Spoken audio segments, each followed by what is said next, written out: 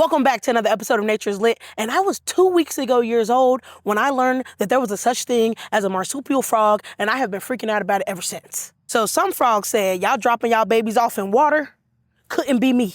Because this new frog, she's carrying her kids on her back like a biological backpack. My dread fell out, I was so excited. So apparently marsupial frogs have always been a thing, and nobody told me about it. But scientists recently discovered a new species in the mountains of the Peruvian Amazon near the Ecuador border. And first of all, this isn't just any frog, it's a mini frog, about 1 inch long. But don't let the size fool you because this frog is built different. And like I said before, marsupial frogs have been around. This has been their lifestyle. They've been doing this in the streets. The parenting is just A1. They literally have a pouch on their back. Think kangaroo, but make it frog. Now, are y'all ready for this bit of information?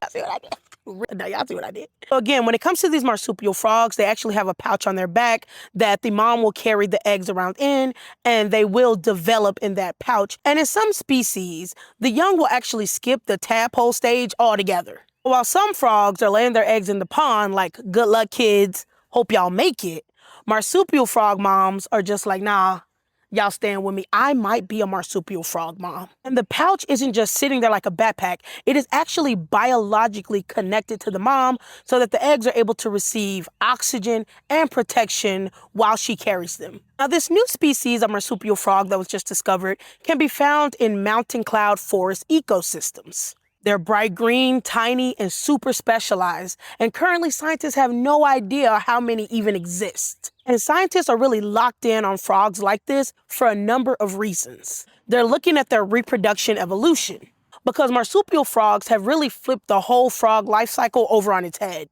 They're also looking at how they have adapted to these somewhat harsh environments. A lot of these ecosystems do not have ponds, which makes sense that these frogs have evolved to carry their babies on their back. They're looking at conservation warning signs as it relates to these frogs because frogs are such a sensitive species. If they begin to disappear, it could tell you a lot about what's going on in their ecosystem.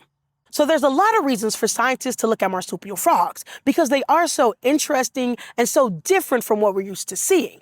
Some species will even give straight birth to froglets. A froglet. Let that marinate. There's even a species of marsupial frog with teeth on its lower jaw. I ain't even making it up.